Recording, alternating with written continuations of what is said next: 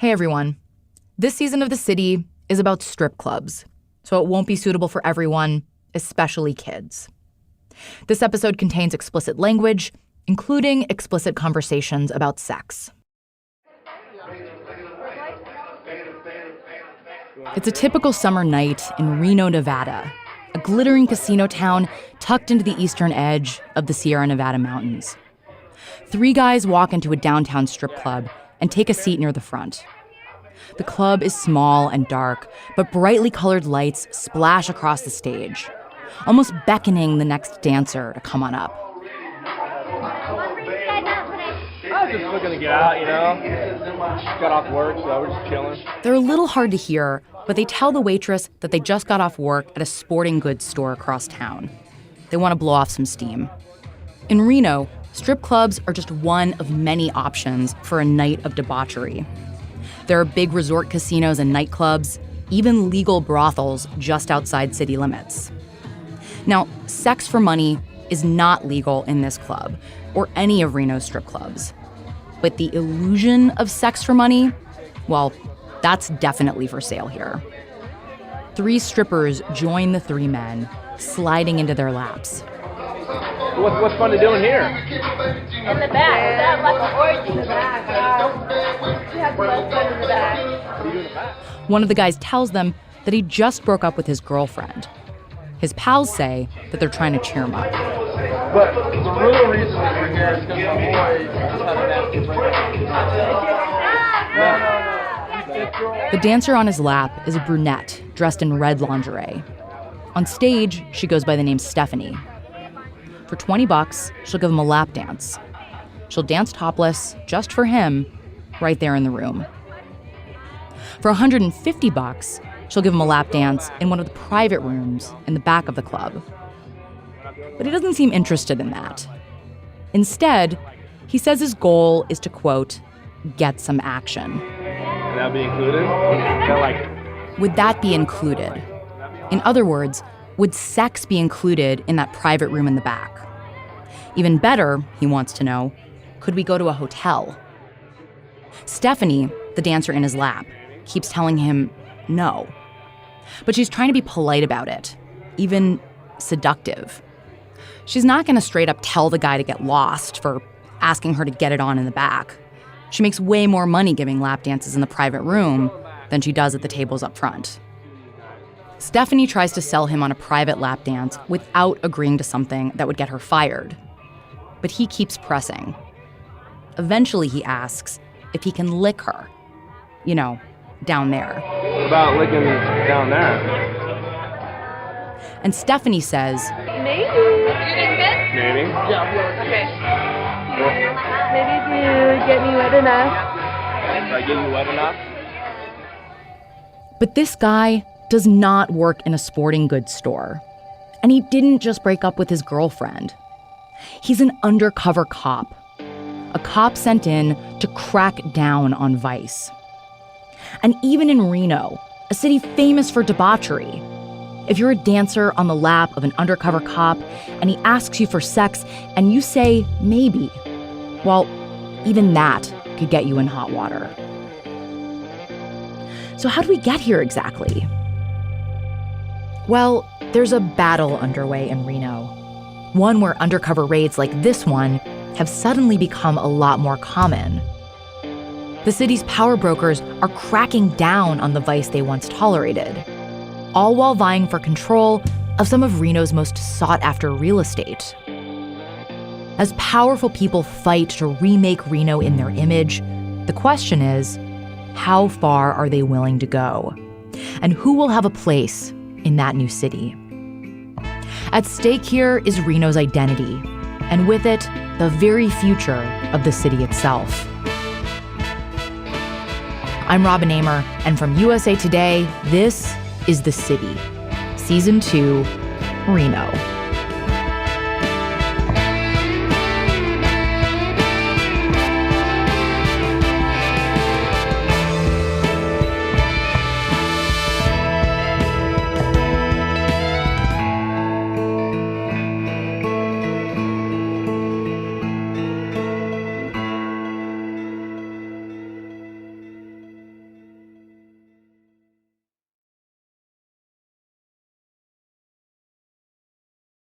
You may think you know Reno as the butt of a joke, right?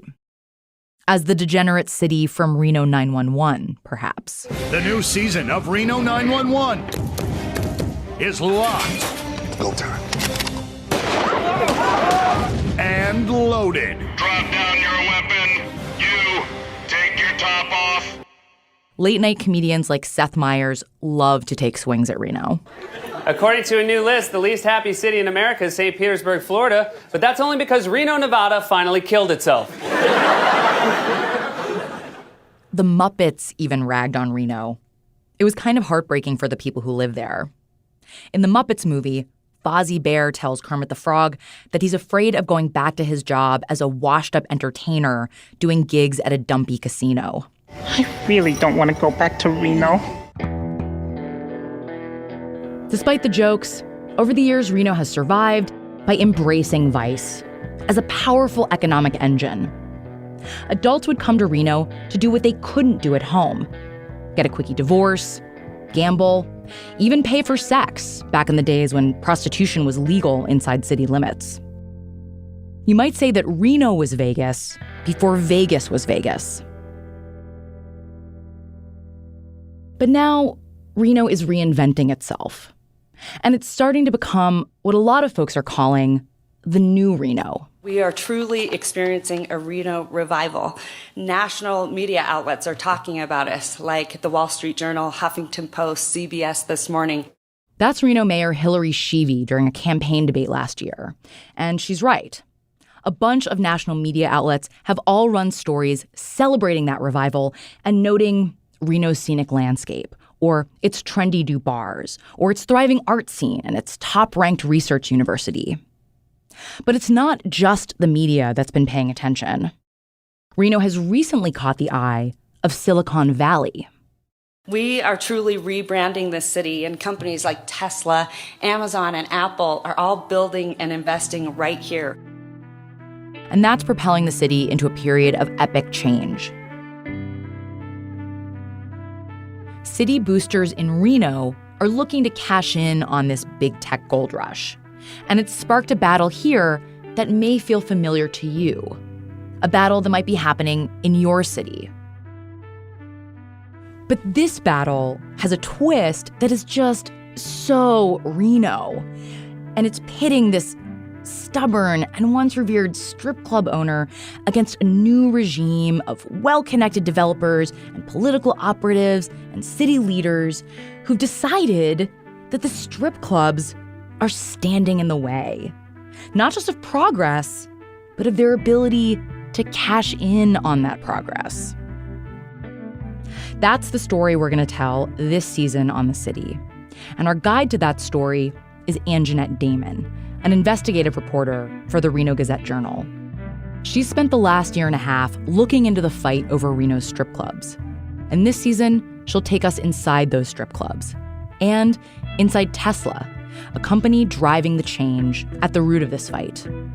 Along the way, we'll meet the people most at risk of losing their footing in the fight for Reno's future.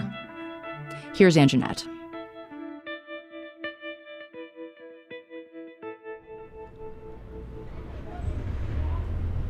So I'm standing in the middle of Midtown. It's this eclectic little neighborhood that's just south of the big aging casinos downtown. You can kind of see in the distance the snow-capped mountains that surround the city of Reno. Down the street is my favorite bottle shop, Craft. It's kind of the bar where everybody knows your name, so to speak.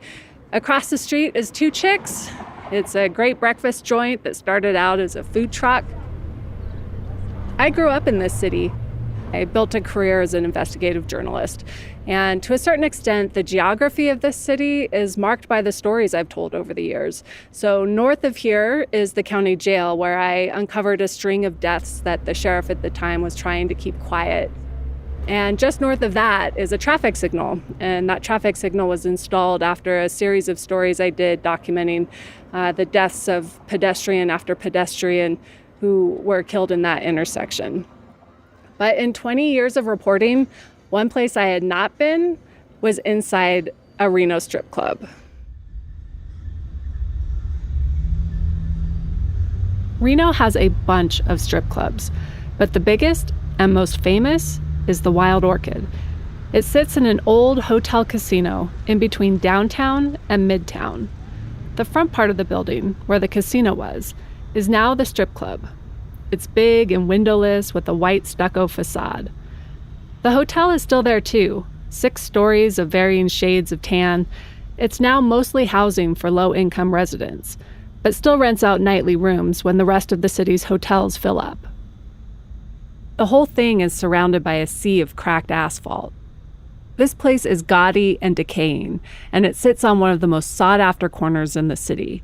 Gentrification has crept right up to the edge of this strip club, and so has the interest of developers. Really? It's the middle of the day, so it's not actually open. I step from the afternoon sun into the dark club, and it takes a moment for my eyes to adjust.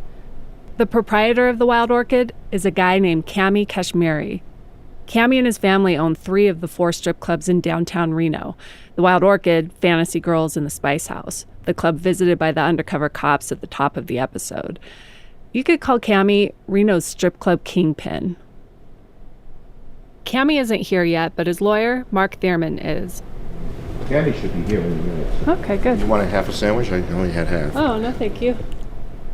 Mark is a constant presence at the Wild Orchid, and he'll turn out to be a key player in Kamy's dispute with the city. He's a 60-something lawyer from New York with a ruddy complexion, a bit of a potbelly, and an affinity for profanity. He also loves to date strippers. Hey, is that your Tesla out front? Yeah. Nice. Tesla's all-electric cars stand out in Reno these days. They're a symbol of the fledgling new Reno economy. And Tesla is the company that is the most actively changing the face of the city. Its giant battery factory on the outskirts of town employs thousands of people here. As Mark continues eating his sandwich, I take a look around the room. The chairs are drab and stained. The carpet is spotted with smashed chewing gum. The Wild Orchid's main stage dominates the middle of the room. It's empty, save for the stripper pole that glistens with oily fingerprints from the night before. I never actually met Kamy Keshmiri in person before, but I've known of him for years. When I was a teenager, Kamy was a superstar athlete, setting national records as a discus thrower. He was regularly on the front page of the local newspaper. Now, when people talk about him, they use words like bully and stubborn. I wasn't quite sure what to expect of him. Hey, Kamy. Sorry, I was That's okay. Well, talking about the game yesterday and you lost track of time. Kamy is really into sports, and he's almost always dressed in athletic clothes. I've seen him in jeans maybe once or twice, but other than that, tracksuits. He's wearing them at city council hearings, court appearances, business meetings. Today it's a nylon shirt and shorts and a Nevada ball cap. At age 50, he still sports a shock of black hair, which he usually keeps shaved into this manic mohawk of sorts. And he's a giant of a man. He has biceps that look like they could heave a Buick onto its side. But here, I'll let him describe himself. I'm 6'3", 245 pounds. I stay very active. I spend, 12, 14 hours a week in the gym, so. How about your biceps? Got some muscles, 21 inch arms. I used to have 36-inch thighs, 24-inch arms, 30-inch waist, 305 pounds. Wow. Yeah, I used to bench almost 600 pounds. But I'm not here about Kamy's muscles. I'm here to see the club. Can you show me around? I'd love to show you around. Kamy, his brother Jamie, and their father opened the Wild Orchid in the late 90s. And it still got that distinctly 90s feel. Purple velour upholstery and glowing hot pink lights. And we thought at the time it was, it's a little dated now, but give the citizens of Reno a little Vegas, touch of Vegas. Despite the drab condition of the place, Kamy's proud of it. The Wild Orchid is the crown jewel in his strip club empire. Its prominent location gives him access to tourists, as opposed to his other clubs that cater more to locals. Mark jumps in. We're a destination. The destination is downtown Reno. People are coming to play downtown Reno. They want a little bit naughty. They want some nice. They want to go skiing. The club's condition becomes really obvious when we wander to the back to these private booths. the place where guys pay extra for a private lap dance. Water drips from the ceiling. Oh, I know. I think we have a water issue or something here. Is it dripping? Yeah, we get water. Sometimes we get a leak here and there. So anyways, my guys will fix it. Old building. This place is the epitome of old Reno, the kind of place Fozzie Bear dreaded being stuck in. Yes. Never updated it? We wanted to update. We were planning on going through a major updating about 2 years ago. And then all of a sudden, here we get slapped with the city wants to get rid of us, and that kind of derailed our plans for remodeling. But we were in the process of remodeling the whole club, and this came about, so we halted that. When Kamy says this came about, he's talking about the city's attack on his clubs. When I first went to talk with Kamy at the Wild Orchid last spring, the Undercover raid hadn't happened yet, but Kamy was already under attack. He said he'd been deflecting lowball offers from developers who wanted to buy the Wild Orchid property. One guy had offered $1 million for the property, but Kamy says he won't sell for less than $30 million.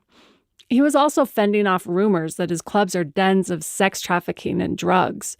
Undercover cops have been creeping into his clubs trying to find proof of illegal activity. But perhaps the biggest threat to Kamy was the once hands-off Reno City Council had suddenly raised the prospect of passing new laws that would make it very difficult for him to stay in business, including one that would force him to move his clubs out of downtown altogether. But Kamy insists the city has no reason to be after him. There's no prostitution here, no drugs, he says. He runs a clean establishment where guys can just come and have fun. The only thing that's being massaged is their egos. Nothing else. So, in your view, Kamy, why do you think they're trying to kick you off this corner? I don't know why. I mean, I think there's just certain people that just do not like what we do. And they felt, let's start lying to people with sex trafficking, because that's the hot word these days, which absolutely has nothing to do with our business. They're lying to people. It doesn't make any sense. I've been in this business 23 years. I've never had one incident, one case, one person, one issue of sex trafficking. Not one. I never even thought it was ever, I couldn't even fathomably even think it was an issue other than the lies that I'm hearing that they're feeding people because they have nothing to go on. There's no records, there's no reports, there's no police act. There's nothing. So what do? Lie. Yeah, he gets a little worked up about it. In fact, Kamy gets worked up a lot. Almost every time I've interviewed him, we've arrived at a moment like this, where his breath comes in quick gasps, sweat collects at the edge of his nose, and his eyes bug out a little bit. This is really personal for Kamy. They're going after his livelihood. But it's more than that. It's an affront to his status as one of old Reno's favorite sons. He believes he deserves better. Makes me angry, yeah, because I'm born here. I mean, I'm a Hall of Fame athlete. I don't know how many people drive around with the Hall of Fame license plates. I went to school here. I'm a 3-time NCAA champion, #1 in the world in my sport. I've always been pro Reno. I've grown up in this town, and for them to do this to me, it makes me bitter. It's not just Kamy who's been affected by the effort to shut down the clubs. Nearly 175 women are licensed to dance topless in Reno. Take Stephanie, the dancer who sat in the undercover cop's lap at the top of the episode. By that point, she had been working at the Spice House for a couple of months. The Spice House, which sits on the eastern edge of downtown up against the railroad tracks, has the lowest profile of Kamy's 3 clubs. I've spent a lot of time there with Stephanie, trying to get a sense of what life is like as a stripper in Reno. All right, everyone, put your hands together for Stephanie. That girl's looking good up there. Show her some attention, fellas. Remember, $20 gives you a lap dance. At the moment, she's swirling provocatively around a pole on the main stage at the Spice House. She's dressed in a black lacy teddy and shimmering 7-inch platform stilettos that she calls her mermaid shoes. But when she arrived at work, she was in her real-life clothes, Stretchy yoga pants, a warm sweatshirt, and Uggs. Hi. Your poor little car's covered in ice. Yeah. How was the drive? Long. Yeah. Stephanie actually lives in a small town in California's Central Valley, about 200 miles west of Reno. She drives 3 hours through the scenic Sierra Nevada mountain range to get to the Spice House. Again, Stephanie isn't her real name. She agreed to talk to me on the condition I only use her stage name. She doesn't want people in her small hometown to know what she does for a living. Stephanie's a single mom in her mid-20s who spends most of the week with her 2 young daughters. On Friday mornings, she hands them off to her ex and heads to Reno. The long drive is worth it for her. The guys in the California clubs, they aren't as nice, don't tip as well. Stephanie's worked a bunch of different minimum wage jobs, from repoing cars to food service. But that job, I only made like $300 like a week, maybe even less sometimes. Wow, how much do you make in the clubs? Right now it's a little slow because it's like winter time. So like right now on a good night I can make from like $500 to $700. But during the summer, like I can make like $1,000 like a night, like on a good night. Stephanie's doing this because it's important for her to make enough money to raise her girls. She wants to provide a more stable life for her daughters than she had growing up. So she puts up with a lot at the club. Guys who treat dancers like trash because they strip for a living, guys who get handsy in the back, guys who want more than just that lap dance. Do you often get customers asking you for sex in the back? Yeah, there has been a few, and I just always tell them no, and they still buy dances.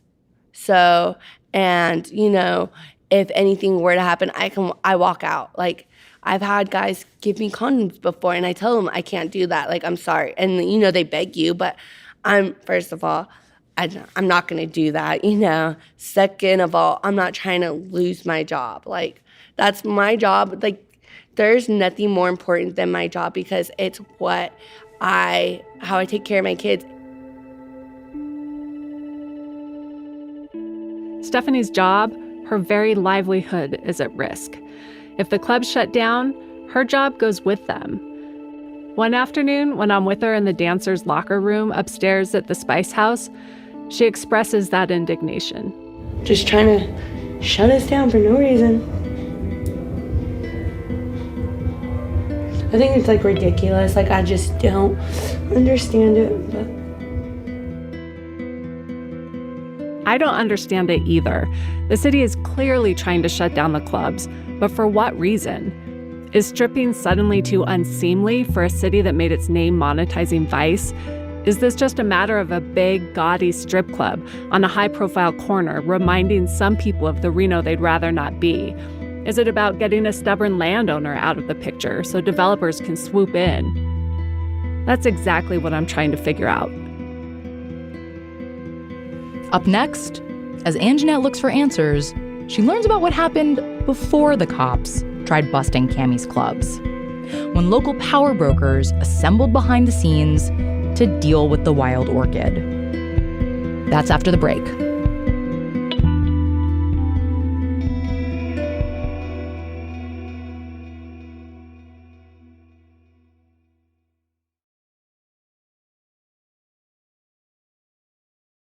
Okay, here's Anjanette. The movement against the strip clubs in Reno is not some kind of organized campaign with defined leaders. Things are rarely so organized here. Instead, the people lining up against Kamy are more like a loosely networked coalition of interests. You've got Mike Keshmiri, a West Point grad, former military commander from Colorado Springs. He runs the region's primary economic development agency. To him, the strip clubs are the epitome of that stubborn image of Reno as a degenerate city, an image that stands in the way of his mission, which is to attract new and expanding companies to the city. He sees the Wild Orchid in particular as a boil on the face of an otherwise vibrant urban neighborhood. Mike Keshmiri will go out of his way to avoid letting his clients see the strip club. He explained it to me one afternoon while driving through Midtown. I think it's an embarrassment to our community. And it's something that I believe we should have done something about a long time ago. They should not be defining us. Then there's Melissa Holland. She runs an anti-sex trafficking nonprofit called Awaken. She sees the strip clubs as fertile territory for sex traffickers and a dangerous entry point for women to the sex industry.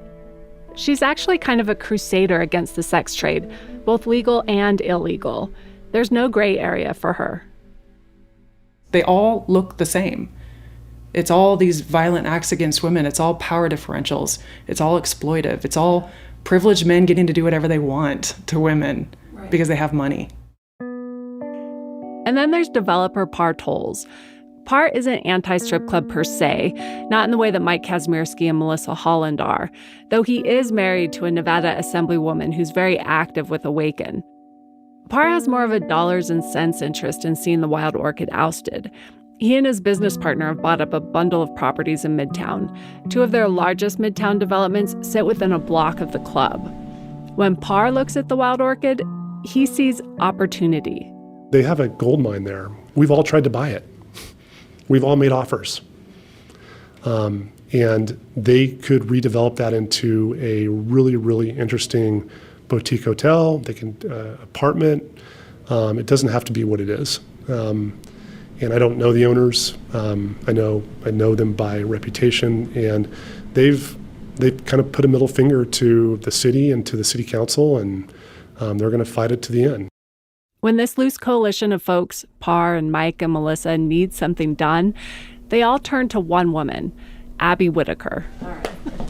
Hi. I went to visit Abby in her Midtown office on one of Reno's perfect fall days. With me on my trip to visit Abby is field producer Phil Corbett. Hi, Abby. Phil. Nice to meet you. Have we met before? We may have. You were at the Tesla event. Abby Whitaker is perhaps the greatest driving force behind Reno's rebranding effort. She runs her own PR firm, which has made its name pushing the narrative of New Reno in the national press. She's also close friends with the mayor, and Tesla has hired her too. She does like to rib us about the age-old tiff between journalists and PR people. Well, welcome to the other side, the dark side, where things are spun and stories are created and messaging is tweaked. Despite her small stature, Abby Whitaker is a big personality. She's brash, she's self-made, she loves to swear, she's not afraid of a fight. And despite the fact that she's taken up the anti-strip club mantle, she's not a prude either. For one day, until my mother found out, I worked on the phone sex line, and you were not allowed to say the real words. So we would use words like chocolate pot and banana and melons. I mean, I could give you... One of Abby's most valuable PR clients is Mike Keshmiri, the former military commander turned economic development director. Abby and Mike, they have the same goal. They want to scrub the smut off the face of downtown Reno. But they differ a bit on how and why to do it. Abby doesn't think strip clubs necessarily stand in the way of economic development. But she does think the Wild Orchid is an eyesore, and she's frustrated Kamy doesn't seem to be doing much about it. For me, I don't know if the strip club is as pivotal to becoming the new Reno. People collaborating and working together and not digging their heels in on what they might have been able to get years ago and they want to keep it and it has to always be this way. That is not going to cut it anymore in Reno. So back in 2015, before the Reno City Council got involved, Abby thought maybe she could strike a compromise between the Wild Orchid and those new Reno boosters. If she could just get in a room with Kamy Keshmiri, maybe she could talk him into, at the very least, classing up the joint. I would think I was one of the first people to go and say, hey guys, this could get cray-cray, right? So let's figure out a solution. Like, everybody deserves the right to run their business. I get that. Like, I have no problem with your business. I have a problem with the fact that my kid sits at Truckee Bagel and has to look at that sign and then ask me, I mean, it's just... So about that sign, back in 2011, Kamy put up a particularly salacious digital sign in front of the Wild Orchid. This sign, on one of Midtown's key intersections, would flash video of gyrating strippers and ads for topless Jell-O fights. That really pissed off the neighbors. Anyway, Abby didn't know Kamy, but she did know his brother, Jamie. The two run in some of the same social circles. I was like an intermediary. I'm like, hey, you know, Kamy Keshmiri is a nice guy. I'm like, let me go talk to him. So he was like, you can totally come in and talk to my brother. He's like, I don't know how far you're going to get, but totally, Abby, come in. So he got me a meeting. Abby said she went to Kamy's regular Thursday afternoon staff meeting when he and Jamie and Mark and the managers of the 3 clubs assemble in a back office of the hotel to go over business. She thought she could help them brainstorm some marketing ideas for the club, maybe slip in some suggestions about fitting in better in Midtown while she was at it. But Abby and the strip club folks, they were not on the same page. I listened to them talk about their different marketing ideas, throwing powdered donuts at black girls on stage, maybe like choking midgets in lingerie could be like some great ways. Abby was appalled. These ideas were offensive and demeaning, not the kind of things she would sign on to. When it was her turn to talk, Abby brought up the sign. Hey guys, how about, dropping the gyrating stripper videos? Abby said it didn't go well. A dancer who was in the room for the meeting laid into her. This stripper started screaming at me and yelling at me, and she's like, we could put way worse things on that sign. You're just jealous because your husband drives by and looks at that sign and he doesn't look at you. And then Kamy was like, we could make it so much worse, da-da-da-da. And I'm like, all right. I'm like, this isn't going to go anywhere. When I later ran this by Kamy, he said he had a vague memory of Abby attending a meeting. But he flat out denied that anyone on his staff suggested throwing donuts at black dancers. First of all, I couldn't even think of something like that. And if somebody brought that up in this meeting, I would fire them if they worked for me, or I'd throw them out if they didn't. That's disrespectful. Why would I ever think of something like that? I don't even know how to respond to that. I mean, honestly, that's so, to me, grotesque. In any case, Abby's prodding didn't work. The sign stayed up, and Kamy was as alienated from New Reno as he'd ever been. But 2 months later, something unexpected happened. Thank you. Just an update. It was at the end of a Reno City Council meeting. Almost offhandedly, a councilwoman named Neoma Jardin says, hey, I think we should consider a moratorium on new strip clubs. And the other one that was brought up earlier, and brings about a bigger conversation, is an L item to bring back a moratorium on adult entertainment. As we study things in our downtown core and become a university town, we, I think, should be looking at this. That got my attention. Why ask for a moratorium on new strip clubs? It's not like the city was suddenly fielding a rush of people who wanted to open up strip clubs in town. People in the community had been irritated about the Wild Orchid sign, but no one was complaining to the council about strip clubs in general, at least not publicly. But these imaginary new clubs weren't the real target. The real targets were the clubs already in business in downtown, clubs like Kamy's. After the break, Reno's city council makes a move.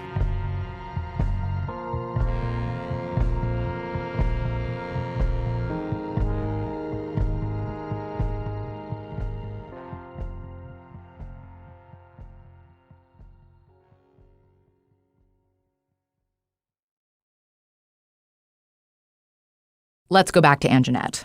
Abby's message to Kamy had been simple. If you're making money and you're doing well, follow the rules, follow the law. Don't be an asshole. Don't be a bad neighbor. And we can all live harmoniously together to some degree. But Kamy appeared to have rejected that approach, and he was unapologetic. So Abby's side changed tactics. If they couldn't get Kamy to clean up his act, and they couldn't buy him out, maybe the Reno City Council could force Kamy and his clubs out of downtown. Dude, they can move you. They can legally move you. Reno City Councilwoman Neoma Jardin's proposal to bar new strip clubs from opening in the city gave the council time to consider more restrictive laws to regulate those new clubs. Existing businesses like Kamy's are usually protected from such changes, something called grandfathering. And so initially, Kamy and his family weren't very worried. But government moves so slowly at times. More than 2 years had passed between when Councilwoman Jardin brought up that moratorium in 2015 and when the council actually got around to reviewing the proposed regulations in 2017. And during this time, the city itself had also embarked on a stealth campaign to rid downtown of the existing strip clubs. City staff had been hard at work researching ways to better restrict strip club operations. And what came before the city council in the fall of 2017 weren't just proposals that would affect new clubs, but proposals that could strangle existing clubs as well. Madam Mayor, we're on item J2. All right, thank you very much. At this time, Here's how it all happened. It's September 13th, 2017, 2 years after the proposed moratorium. The council chamber is packed, standing room only. Anti-sex trafficking activists are wearing yes to change buttons. Strippers in street clothes are fuming.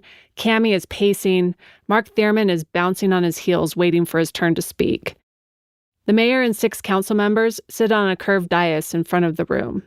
Mayor Hillary Sheevy opens the discussion with a warning for the crowd. Be nice.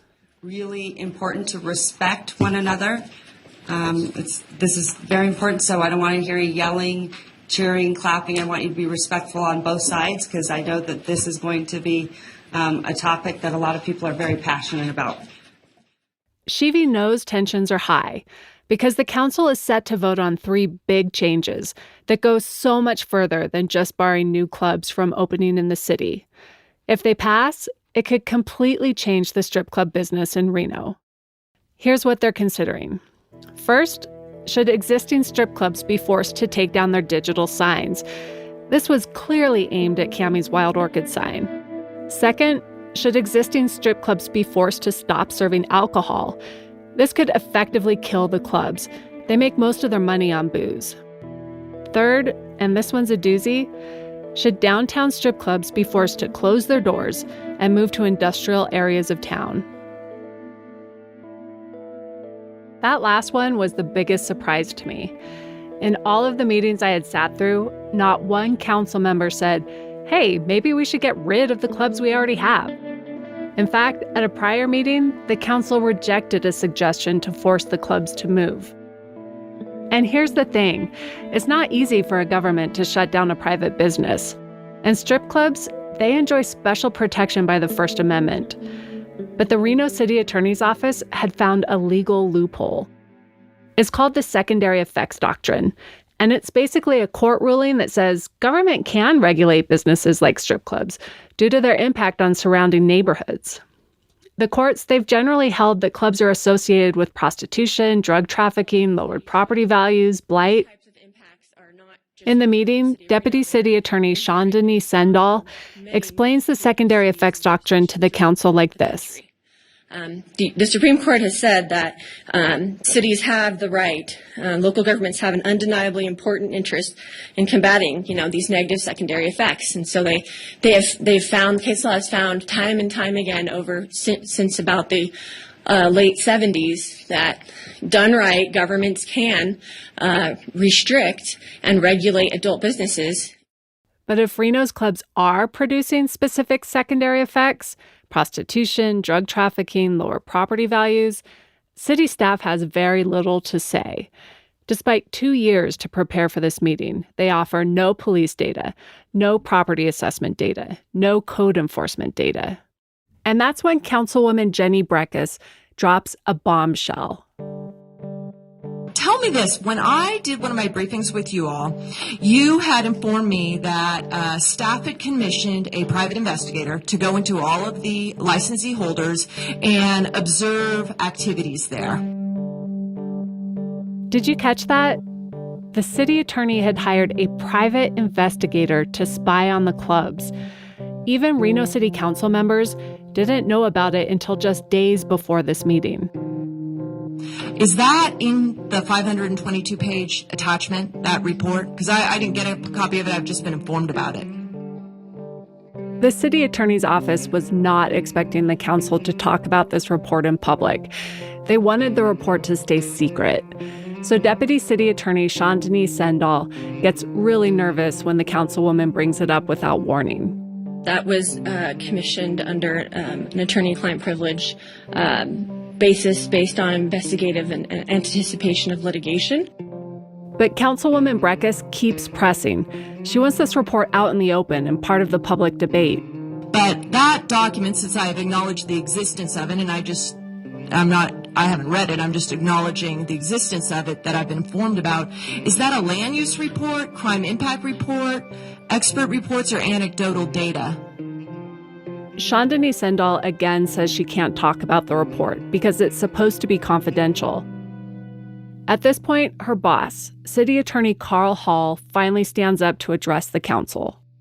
Carl Hall is a soft-spoken former prosecutor who, even on a normal day, doesn't always look comfortable addressing a room full of people. He walks from his seat at the front of the room and takes the microphone. That is a privilege report. It's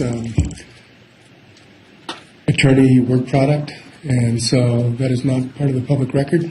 And the presentation that was made tonight was based on secondary effects and council direction. So in preparation for litigation, we did some further investigation, and that's where we're leaving it.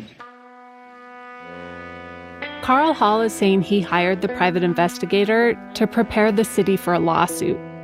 But there is no lawsuit, at least not yet.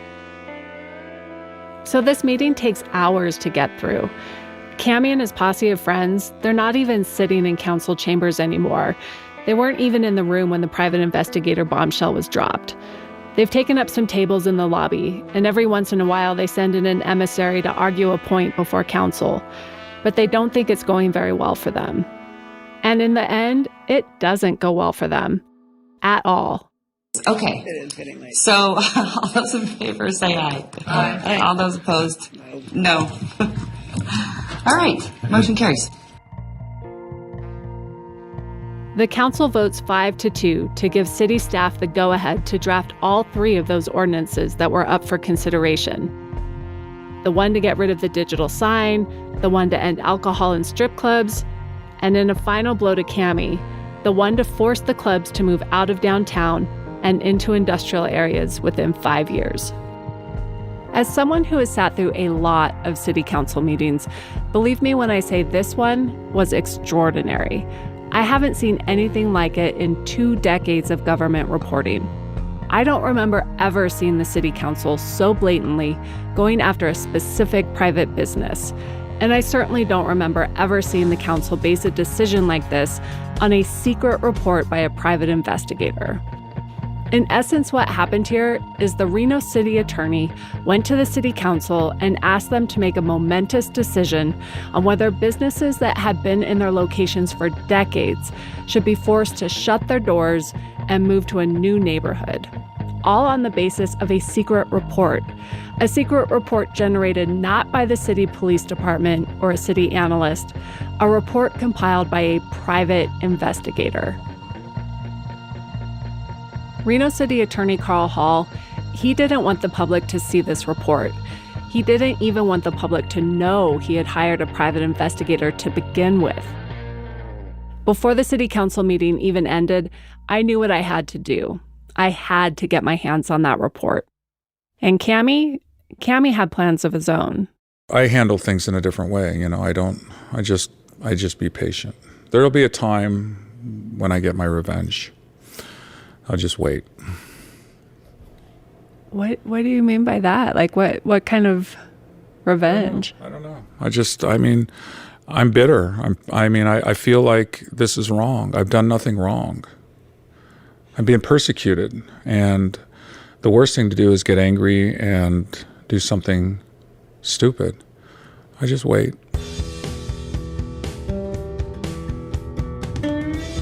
This season on The City.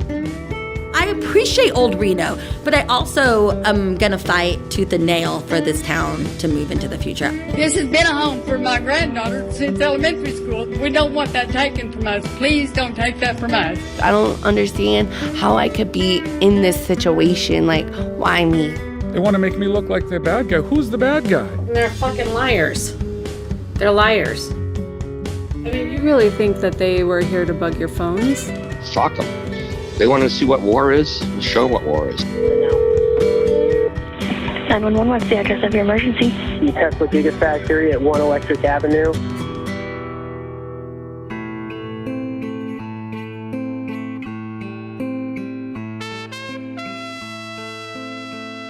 The City is a production of USA Today and is distributed in partnership with Wondery. You can subscribe to the show on Apple Podcasts, Spotify, or wherever you're listening right now. If you like the show, please rate and review us and be sure to tell your friends about us. Our show was reported and produced by Anjanette Damon, Phil Corbett, Camille Stanley, Taylor Macon, and me, Robin Amer. Our editors are Amy Pyle and Matt Doig. Ben Austin is our story consultant. Original music and mixing is by Hannes Brown. Additional production by Emily Liu, Sam Greenspan, Wilson Sayer, and Jenny Casas. Legal review by Tom Curley. Launch oversight by Shannon Green. The Reno Gazette-Journal's executive editor is Brian Dugan. The USA Today Network's VP for Investigations is Chris Davis. Scott Stein is our VP of Product. Our president and publisher is Maribel Wadsworth. Special thanks to Liz Nelson, Kelly Scott, and Alicia Barber, whose book on Reno is a must-read this season. It's called Reno's Big Gamble, Image and Reputation in the Biggest Little City. We'd also like to learn more about you, so we have a short survey at Wondery.com/survey. That's Wondery.com/survey. We'd be really grateful if you took time to fill that out. You'll have the chance to tell us what you like about the show and what you'd like to hear in the future. I'm Robin Amer. You can find us on Facebook, Twitter, and Instagram at The City Pod, or visit our website. That's thecitypodcast.com.